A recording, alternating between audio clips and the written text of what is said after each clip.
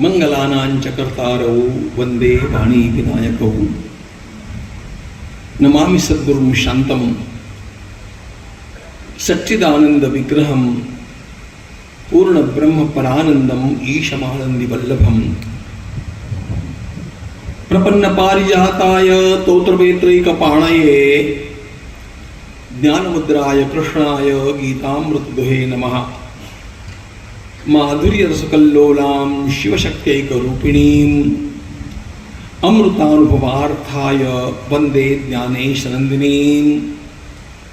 यस्य वेदमयी वाणी यस्य देवमयी तनुः यस्य ब्रह्ममयी दृष्टिः सगुरुः पातु मां सदा।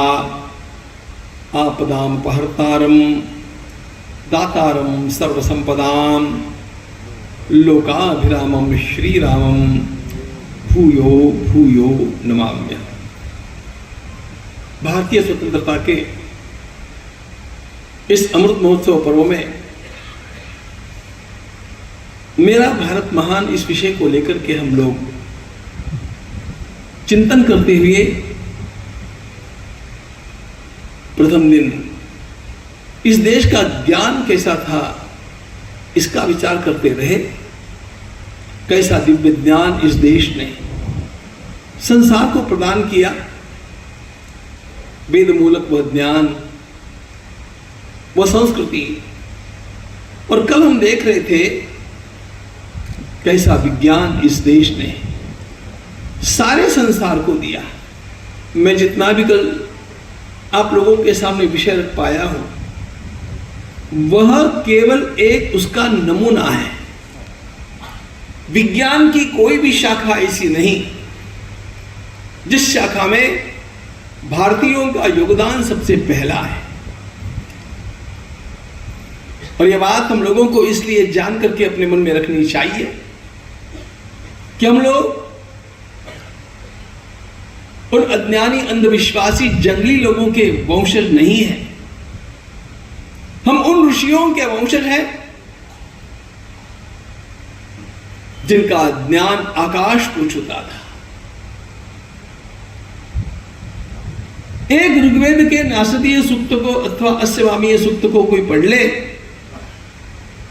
तो ध्यान में आता है कि आज का विज्ञान और आज का पूरा दर्शन शास्त्र भी किंग कर्तव्य विमूढ़ है उस ज्ञान की ऊंचाई को देख करके। इतना अथाह अपार ज्ञान और उसके साथ साथ विज्ञान इस देश ने संसार को दिया।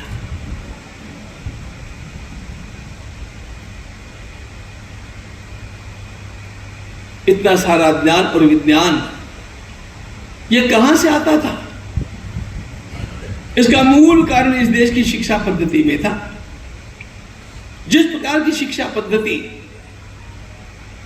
भारतीय ऋषियों ने विकसित की वैसी आपको संसार में अन्यत्र कहीं पर भी नहीं मिल सकती है। ऐसी शिक्षा पद्धति, ऐसे गुरुकुल और असंख्य गुरुकुल प्राचीन काल से हमारे देश की यह परंपरा रही। इसको जानना बहुत आवश्यक इसलिए है कि इस देश की महानता, इस देश की ऊंचाई, इस देश की गहराई इस देश की शिक्षा पद्धति में छिपी हुई है। जैसे ही बालक बड़े होते थे उनका उपनयन संस्कार करके सब के सब बालकों को कह दिया जाता था जाओ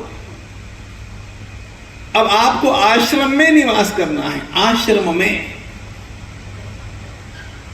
और उन ऋषियों के उन आश्रमों में जहां एक और अत्यंत लोकप्रिय श्रेष्ठ व्यक्तित्व के रूप में पहचाने गए भगवान श्री कृष्ण पढ़ते थे, वहीं पर एक गरीब ब्राह्मण का बेटा सुदामा भी पढ़ता था। कोई उसमें अंतर नहीं था। आज आप विचार कर लो, जिस शिक्षा पद्धति का अवलंब करके हम लोग चले हैं वो गरीब बालकों के लिए, विपन्न बालकों के लिए कितनी संभव है। इस देश में ज्ञान का कभी विक्रय नहीं हुआ। इस देश में ज्ञान को इतना पूज्य माना गया, और जो जिज्ञासु है, जिसको जानने की इच्छा है, उसे कभी विन्मुख नहीं किया गया। उसका स्वागत किया गया। वो क्या पढ़ पाएगा, उसकी व्यवस्था की गई, और उसे क्या पढ़ना चाहिए यह भी उसके ऊपर और गुरुजी के ऊपर छोड़ा जाता था। विशेष बात यह थी, आज मां बाप लड़ते हैं अपने बेटे को किस लाइन में डालना है, उसे क्या पढ़ाना है, और जिस समय जिस दिशा में अधिक वित्त प्राप्त होता है, ऐसा लगता है उस दिशा का चयन किया जाए, ऐसा सबको लगता है। उस बालक को क्या करना है, इसका विचार नहीं किया जाता। उस बालक को क्षमता किस प्रकार की, इसका विचार नहीं किया जाता। भारतीय शिक्षा पद्धति में सबसे पहले यह बात थी कि उसे क्या पढ़ना चाहिए, यह उसके गुरुजन निर्धारित करते थे। What he is fit for, तस्मिन् काले स्थापयेत् तत्पुरस्तात् वस्त्रम शस्त्रम लेखनीम पुस्तकंच। एप्टीट्यूड टेस्ट की जो बात आजकल चली है, आप एक सादा ग्रंथ मुहूर्त चिंतामणि उठा करके देख लीजिए। छोटे बालक को, शिशु को किस दिशा में ढालना चाहिए, इसका निर्णय करने के लिए उसे कैसे, उसकी आंतरिक शक्तियों को पहचाना जाए, उसकी आंतरिक रुचि को जाना जाए। हमारे ऋषि कहते हैं उसे एक बड़े कमरे में छोड़ देना चाहिए, जहां पर कहीं खिलौने हैं, कहीं पुस्तक है, कहीं मिठाई है, कहीं और वाद्य है, कहीं शस्त्रास्त्र है खिलौने के, और देखना चाहिए कि वो कहां जाकर के हरदम खेलता है। उसकी रुचि के तस्मिन् काले स्थापयेत् तत्पुरस्तात् वस्त्रम शस्त्रम लेखनीम पुस्तकंच। और ऐसा बार बार 3-4 बार करने के पश्चात निर्धारण किया जाता था कि इसे क्या पढ़ना है। और गुरुकुल में जाकर के निःशुल्क शिक्षा प्राप्त करते थे सारे बालक। निःशुल्क शिक्षा, कभी भी किसी भी गुरुकुल में किसी से कभी कुछ लिया नहीं जाता था। आज की फीस के नीचे ही बालक और पालक इतने चरमरा जाते हैं, और उसके लिए उसको इतना सारा इंतजाम धन का इधर उधर से करना पड़ता है कि अब डॉक्टर बनने के बाद में वो चूसेगा नहीं तो क्या करेगा लोगों को।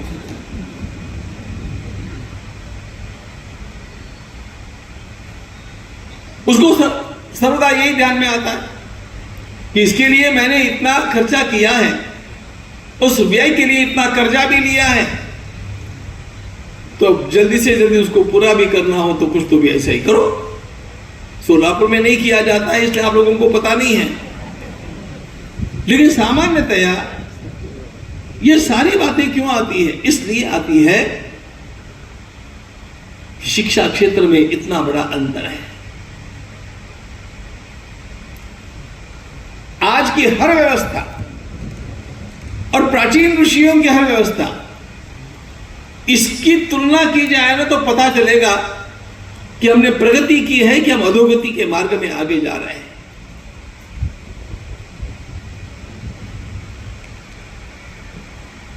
यह देश ज्ञान में रमा हुआ देश, व्यक्तित्व का विकास इस देश में जो किया जाता था वह पंचकोशात्मक व्यक्तित्व का विकास किया जाता था। आज के भी साइकोलॉजी को इन सब बातों का आज भी पता नहीं है। पंचकोशात्मक विकास क्या होता है? अन्नमय कोश, प्राणमय कोश, मनोमय कोश, विज्ञानमय कोश, आनंदमय कोश। हम सभी का व्यक्तित्व इन पंचकोशों से आवृत है, और इसमें हर कोश के लिए अलग अलग प्रकार के ट्रेनिंग की आवश्यकता है। हमारे ऋषियों ने सारा ज्ञान खुल करके सब लोगों के कल्याण के लिए बांटा, और इसीलिए इस देश में समस्त विद्याओं का विचार होता रहा। कल जिन विद्याओं का उल्लेख मैंने किया वो थोड़ा सा था, और इन सब विद्याओं के प्रतीक आपको देखने हो तो अभी भी जाकर के आप, जैसा मैंने कल बतलाया था, अजंता जाकर के देख सकते हैं। दक्षिण भारत के मंदिरों को देख करके आप विचार कर सकते हैं कि यहां का स्थापत्य शास्त्र कैसा विकसित रहा होगा।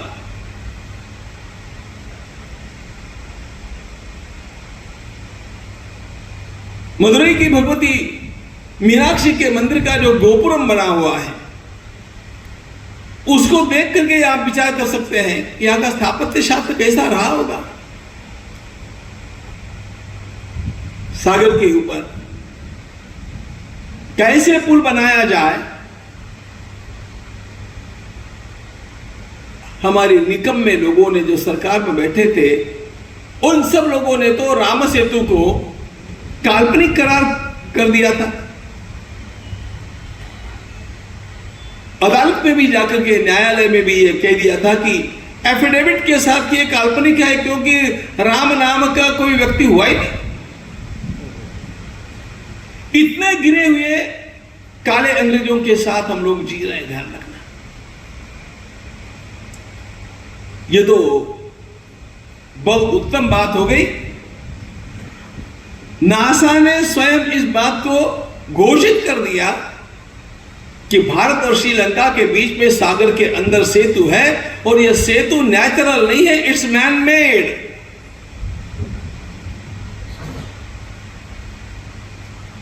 उस सेतु का निर्माण कैसा हुआ इसका पूरा वर्णन, यंत्रों का वर्णन किया गया है। यंत्रों का, यंत्रे परिवहन्ति च, वाल्मीकि रामायण में।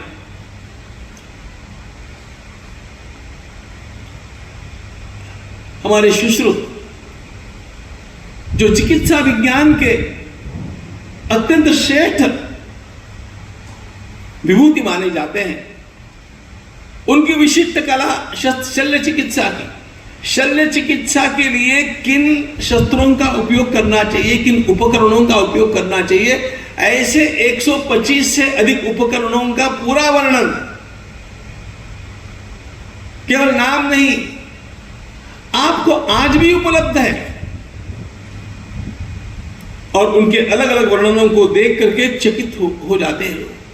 वेद में वर्णन आता है, विश्वला नाम की एक महिला डॉक्टर ने टूटी हुई हड्डी के स्थान पर लोहे की हड्डी बैठाई। आयन बार डालते हैं ना, लोहे की हड्डी बैठा करके सैनिक को फिर से खड़ा किया। ये सारे अत्यंत प्राचीन वर्णन है। देश की पूर्व सीमा के ऊपर नेताजी सुभाष चंद्र बोस की आजाद हिंद सेना आकर के खड़ी हो रही थी, और नेताजी बार बार एक ही बात बोल रहे थे, तुम मुझे खून दो, मैं तुम्हें आजादी दूंगा। उमड़ उमड़ करके लोग, अरे लोगों ने कितनी राशि का दान दिया और कितने लोग कुर्बान होने के लिए आगे आए, उसकी कोई सीमा नहीं है। और वे सेनाएं चलते चलते जब भारत की ओर कूच कर रही है, ये सारी वार्ताएं जब भारत में आकर के पहुंची तो भारत की सेना के सैनिकों को लगने लग गया कि हमारे वो जवान भाई इतना महान कार्य कर रहे हैं, हमें अंग्रेजों की नौकरी नहीं करनी चाहिए, देश को स्वतंत्र बनाना चाहिए। सेना ने विचार किया, और आपको पता है सबसे पहले मुंबई के शिपयार्ड में पहला आंदोलन हुआ। मुंबई के नेवी ने कह दिया अंग्रेज सरकार को, हम आपके गुलाम नहीं हैं, हम आपकी बात नहीं मानेंगे। नेवी ने रिवोल्ट किया और ये सारी जगह फैलने लग गया, क्योंकि लोगों के भीतर वो नेताजी का आवेश घुसने लग गया।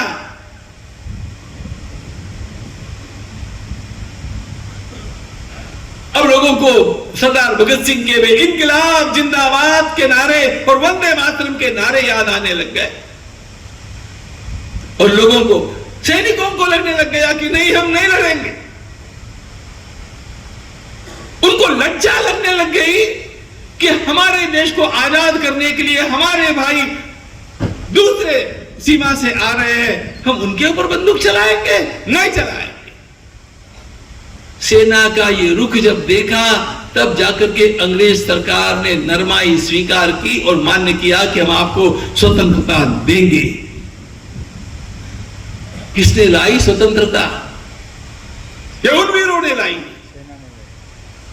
देखो, देश के लिए काम करने वाला कोई भी, वो चरखा चलाने वाला भी क्यों न हो, मेरे मन में उसके लिए भी सम्मान है। लेकिन इन लोगों की जो उपेक्षा हुई है वो असह्य है। इनका भी सम्मान करो, उनका भी सम्मान करो, वे अधिक सम्मान के अधिकारी हैं, इसको भी मान्य करो, तब न्याय होगा, तब इतिहास में न्याय मिलेगा। देश के लिए थोड़ा भी त्याग करने वाले का हम लोग अपमान थोड़ी करेंगे। उन्होंने अपने मार्ग से किया होगा, उसका भी कुछ लाभ हुआ होगा जनता में, उसके कारण कुछ जागरण तो हुआ ही होगा, लेकिन सब कुछ नहीं हुआ।